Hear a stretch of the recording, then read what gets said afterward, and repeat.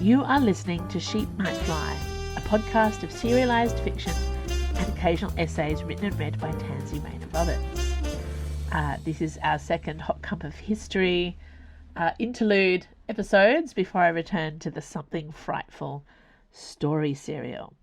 So last week I talked a lot about Xena and a tiny bit about the Trojan War. This time it's going to be, now I've got the Xena of it all out of the way, this one's going to be pretty full on about the Trojan War. But if you didn't listen to it, the last episode looks at the portrayal of the Trojan War as it appears in Xena, and a little bit about Xena as a TV show and how inspiring I found it in its chaos.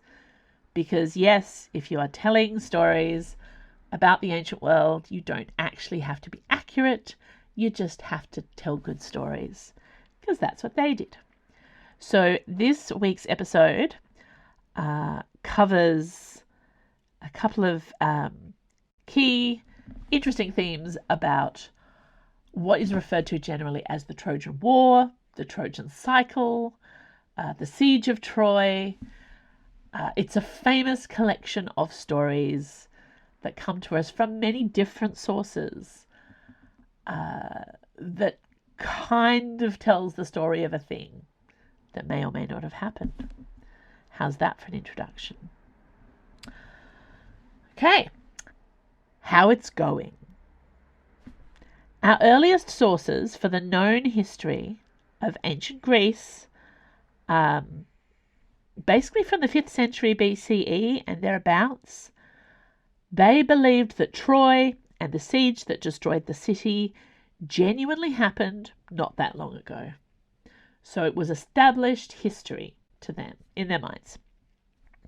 However, these sources were already suspicious about whether specific versions of that story, and Homer's Iliad in particular, had the facts straight.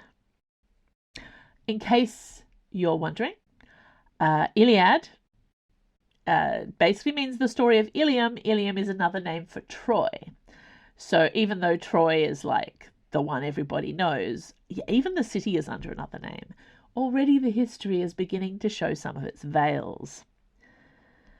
So, early Greeks believed that Troy was a thing. Centuries later, the ancient Romans adapted the Trojan War myth to be all about them, tying it to their foundation story. And like their Greek counterparts, they treated the history of Troy as essentially true, while conveniently ignoring the bits they didn't like. The more time passed, the harder it was for humans of the Western world to accept that it was real.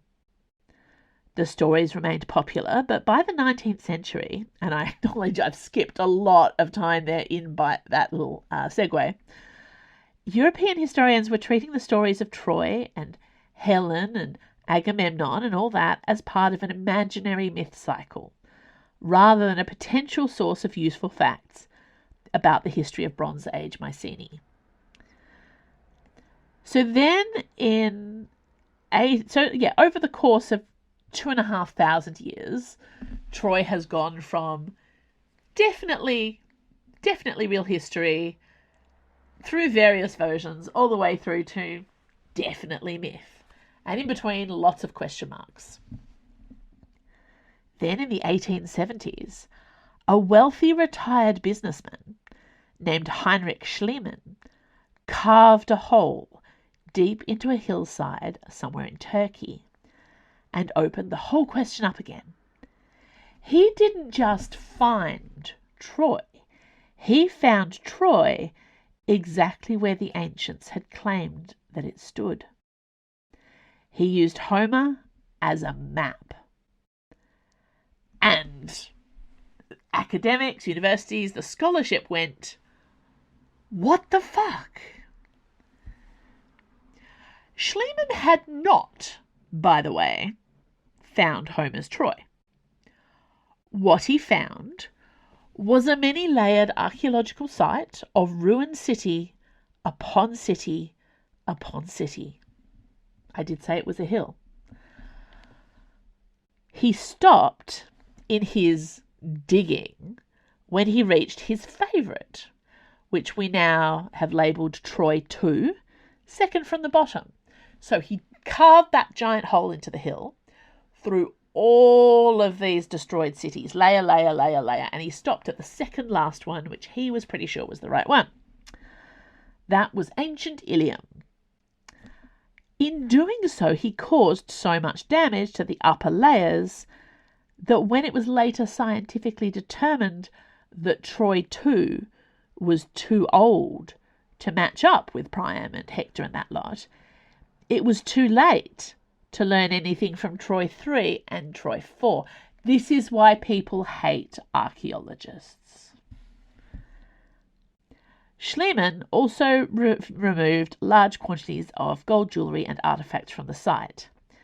He later told a story, an amusing dinner party story, about how his wife wore the ancient pieces as jewellery to help smuggle them out of the Ottoman Empire. I used to tell people that story a lot, and then it turns out Mrs. Schliemann was in another country at the time of this alleged heist, which does make you wonder which woman Schliemann did have conveniently available to hang a fortune in antiquities from her neck and earlobes in the days before metal detectors. Anyway, so he was a thief, but, you know, he was an old rich guy with a hobby. They're all thieves, right? Despite his destructive shenanigans, Schliemann's dig changed the narrative. Troy was now accepted once again as a real historical city where epic stuff probably happened. Did any of that epic stuff involve a 10-year siege featuring Achilles, Odysseus, and Helen of, as immortalised in all the poems and plays and sculpture and artwork and everything? At this point, all history can do is shrug helplessly. Because the answer, of course, is it's complicated. Schliemann, by the way, displaying all the tech bro energy you might expect from a wealthy businessman who retired in his 30s to indulge in his hobbies, went on to perform a similarly invasive hunt for the tomb of Agamemnon, allowing his dreamy expectations to overcome scientific method all over again. The relic he famously identified as the Mask of Agamemnon, as in, I have looked upon the face of Agamemnon, is impressive, but almost certainly belongs to an earlier age. So, the trouble with Homer, the trouble with all literary interpretations of myths, is that there's no way to decant facts from the romance. Just as Arthurian myth has been overlaid by centuries of reinventing, reimagining, recostuming, Greek myth is wrapped in so much creative license that if there are the bones of truth in there, then they're buried under 6 different kinds of wallpaper. However, it's not the job of mythology to provide raw historical data, just as it's not the job of mythology to provide purely escapist entertainment. The stories survive, hanging together remarkably well considering their origins. And we keep retelling them.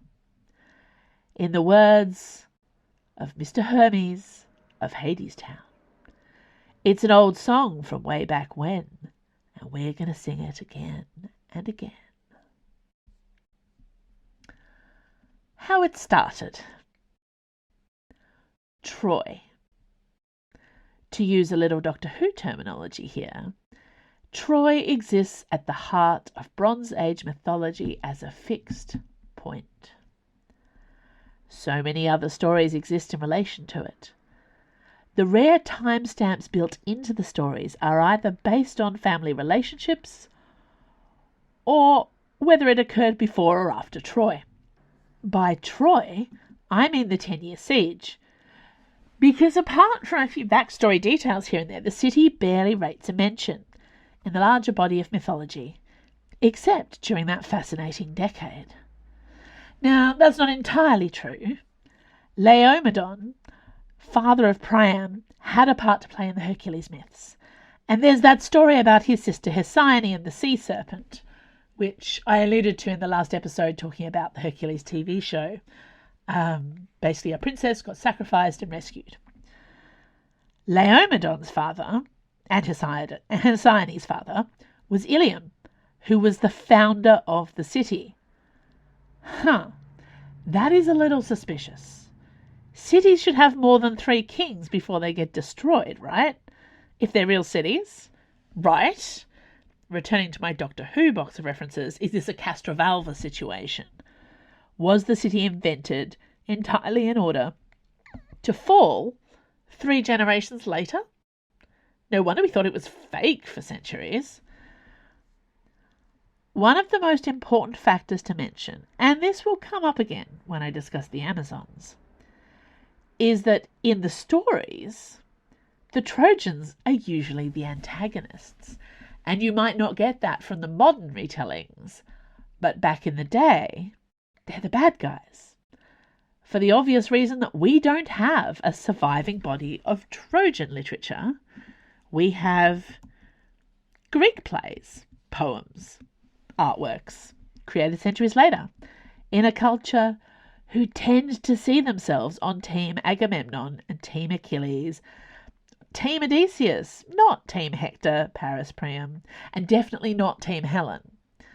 Now, the Romans changed things up a little bit because they claimed that basically a previously barely mentioned OC, Aeneas, was of the Trojans, was their foundation hero.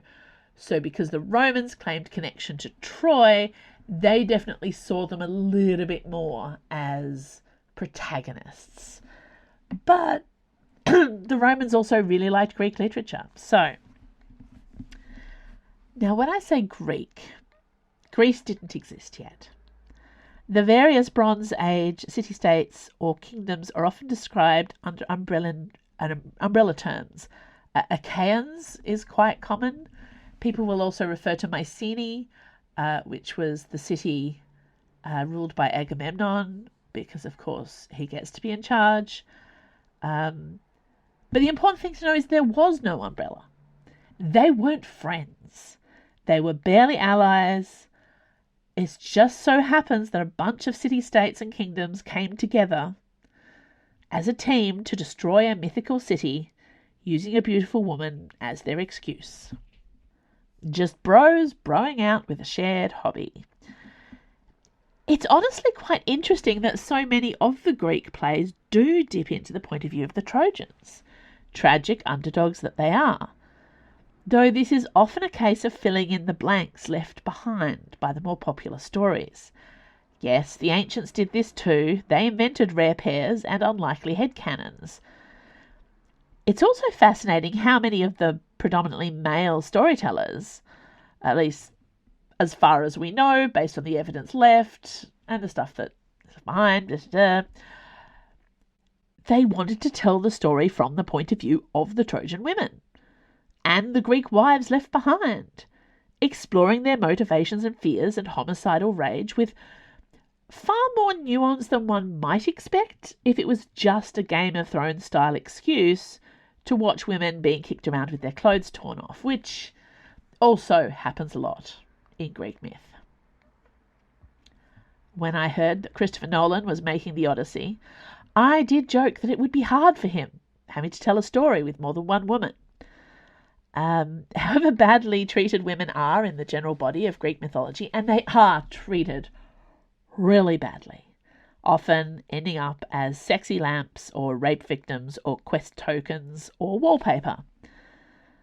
But they're there, and there are a lot of them. They have names. Many of them are rich in character concept. You have to read between the lines sometimes, past all the male storytellers and their kinks, and not to mention all the male translators who did them dirty over the years, but these characters have survived. And it's not surprising that there is this wave right now of rich, complex retellings of myths focusing on the women, because there's quite a bit of material to work with. They're underserved, but there's enough information there about them to inspire. Sometimes they even get more lines of description than the supply wagons. Anyway, it's time for some story. I have broken down by bullet points the core storyline of the Trojan War, from beginning to end, assembled from plays, poems, artworks, flashback sequences, the most popular, best known story elements. And be aware that for everything I tell you, there'll be several variants. But anyway. Also, this is a very biased retelling because I have opinions, and this is my podcast. So we start with Hecuba, Queen of Troy, who has a dream that one of her babies is a firebrand who's going to burn their city to the ground. Her husband, King Priam, listening to his wife and her intense dream, which is quite sweet really, decides the best thing to do in this obviously very dangerous situation is to send baby Paris away to be raised by Flora, Fauna and Merryweather. No, to be raised by shepherds. But it's basically the same story. Disney Sleeping Beauty.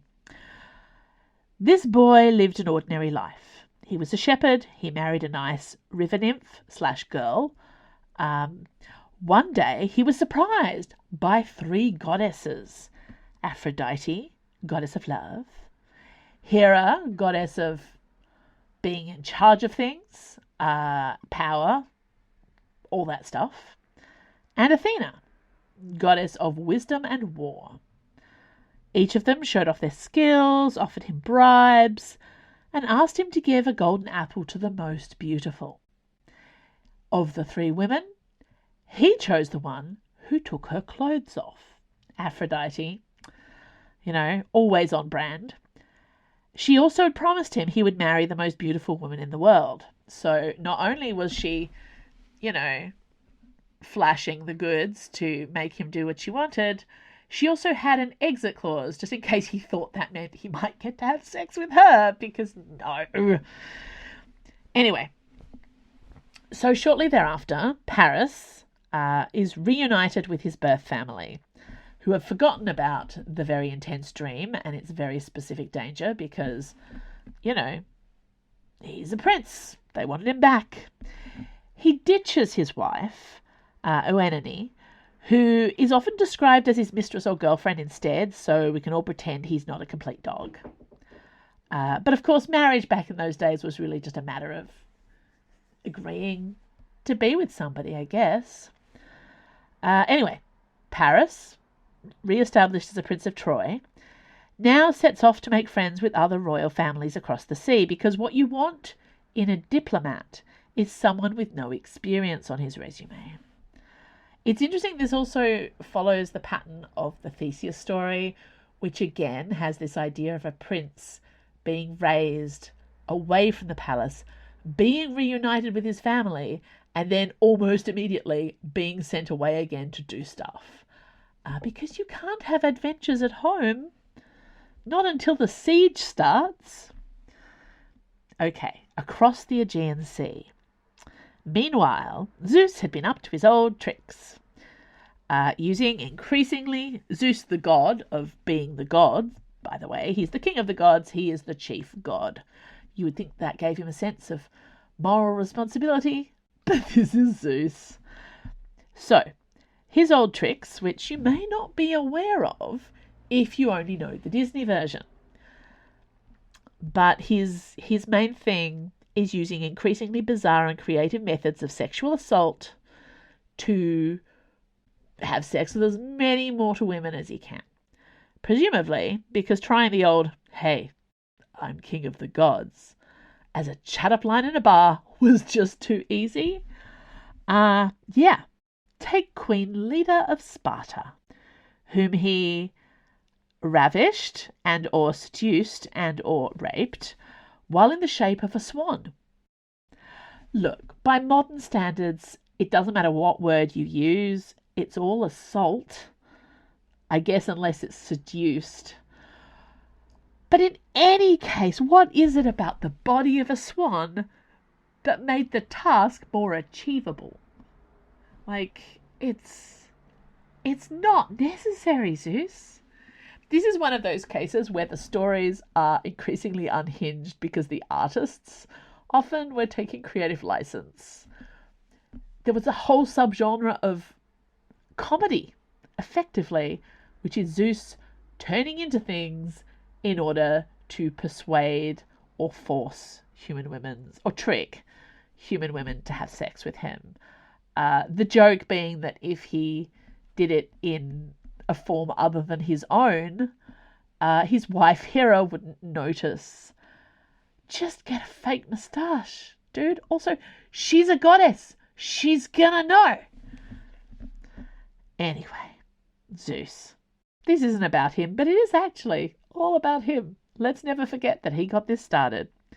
So, in the immortal words of Frankie Howard, Leda laid an egg. Actually, 2 eggs. Each with a pair of twins inside. One mortal and one unbearably sexy. Now, this has come up a lot, actually, in 2026, again, as part of the Nolan's Odyssey narrative, largely because a whole subset of the internet, mainly male, were getting increasingly genuinely angry that Lupita Nyong'o, a black woman, had been cast in the role of Helen of Troy. These angry white men were very furious that their imaginary 2,000-year-old blonde lady that they wanted to have sex with in their heads had been taken away from them by, this bizarre twist of fate, and the level of entitlement expressed by men on the internet about how Helen of Troy should remain sexually available to them, even as an imaginary figure and fictional character, and not be ruined in some way by being cast, by an actor they didn't personally want to have sex with. It was the most unbelievable. I couldn't take my eyes off some of the discourse. It went on for weeks. And Nikita Gill, the poet, is, I think, the person who classified it best, where she talked about how, in, thousands of years apart, Helen of Troy basically made a bunch of men go to war over her general attractiveness. I don't know. She said it very cleverly. I will look up the quote and quote it properly next time. It was weird. It was so weird. But anyway, one of the responses I saw to this, also on social media, was people saying, because a lot of the angry men were justifying their racist anger by claiming that it wasn't historically accurate to have a black woman playing the part of Helen, the common response on the internet, clearly from people who hadn't seen Xena, was, hey, you know that Helen was born from an egg, right? So if we're talking historical accuracy, where are our actors of swan descent to play the part? I don't know. It got quite funny, but then it got dark and tragic, as the internet is wont to do. Anyway, Leda laid an egg. 2 eggs. So, 2 pairs of twins. In the case of the boys, because obviously you've got an egg with 2 boys and an egg with 2 girls. It's all very balanced. In the case of the boys, you might have heard of them. Castor and Pollux, a.k.a. Gemini. Does sound like a boy band. They got to be heroes and adventurers. They travelled on the Argo, they chilled out, and eventually, the godly one, I don't remember which one, shared his divinity with his mortal brother. They became the Gemini constellation. Awesome for them. That is a remarkably wholesome story for ancient Greece. Then there were the girls, Helen and Clytemnestra. Helen became the most desired woman in the world because she was so unbelievably beautiful, and definitely not because whoever married her would be the next king of Sparta. Clytemnestra, who presumably just looked like an ordinary, unbelievably wealthy princess with the best skincare products available in this time period, would forever be known as the less hot sister. I don't want to say this is why she ended up murdering her husband, but let's not pretend it wasn't a factor. So, the men swarmed, just like they do these days on the internet. All the kings of the surrounding lands turned up to bid for Princess Helen's hand, despite the fact that being kings presumably meant that most of them already had palaces and lands and peasants and all the beer they could drink. But no, they wanted Sparta too. Her father, Tyndareus, a king with apparently no problem-solving skills, who'd been stuck with this unreasonably beautiful evidence of his wife's non-consensual adultery, shrugged helplessly and went back to bed. So, diplomatic negotiations were verging on the warlike until King Odysseus of Ithaca, the tricksy one, came up with a brilliant idea that Helen could pick her own husband, and all the kings should swear to support her choice no matter what. No wars for you. It's a remarkably sensible plan for Odysseus. Helen picked Menelaus, apparently the only suitor who didn't already have a kingdom of his own, entirely of her own free will, definitely not influenced by the fact that his brother, Agamemnon, king of Mycenae, was fucking terrifying.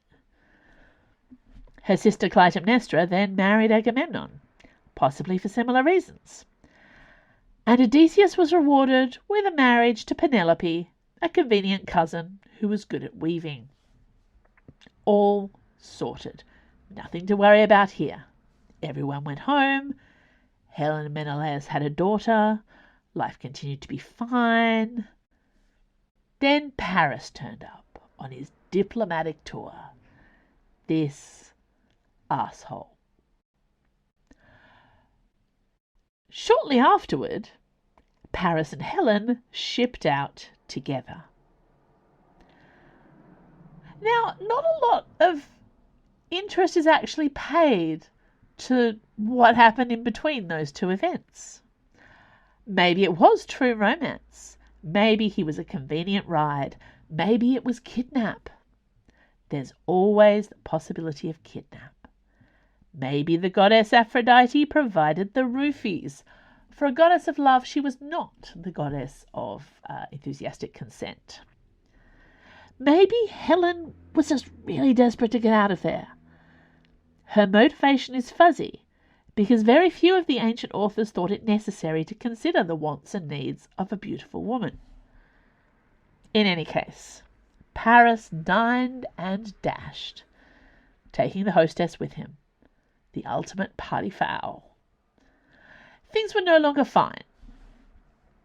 Paris sailed off to Troy with his new bride, presumably rehearsing a speech to his father, who, let's not forget, he's met like twice, about how this was definitely fated by the gods, and not a random sexy impulse with nightmarish diplomatic ramifications.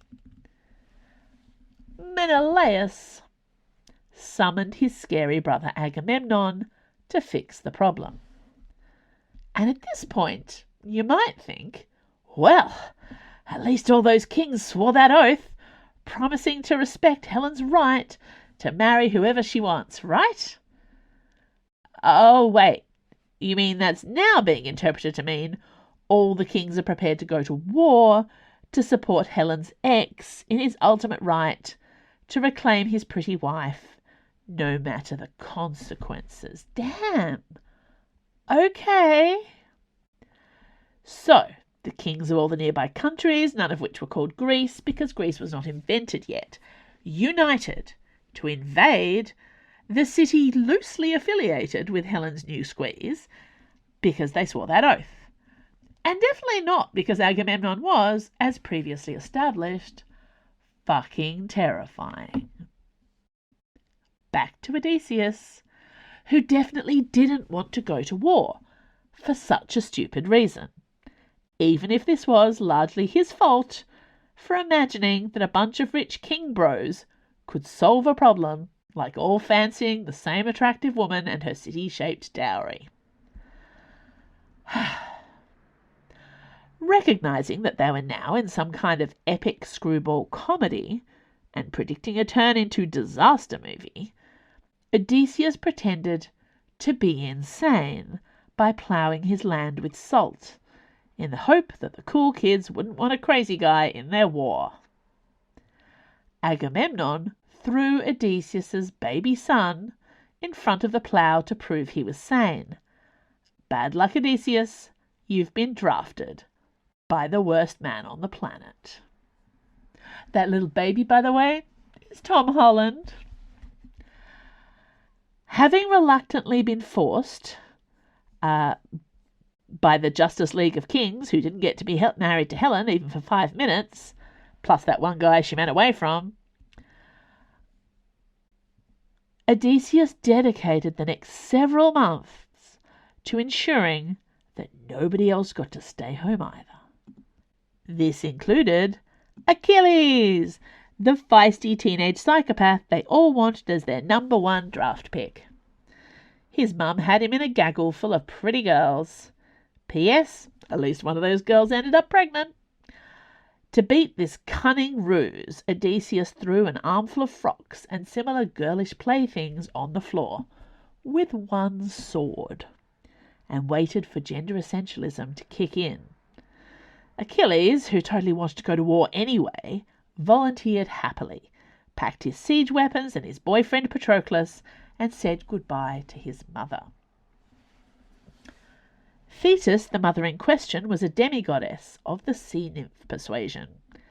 This was not the first time she tried to protect her son from his inevitable blood-soaked career.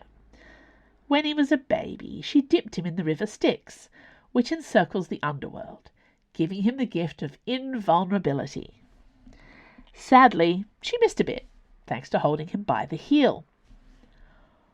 One might ask why Thetis didn't just lower the baby in fully, using some kind of fishing net or deep fryer basket.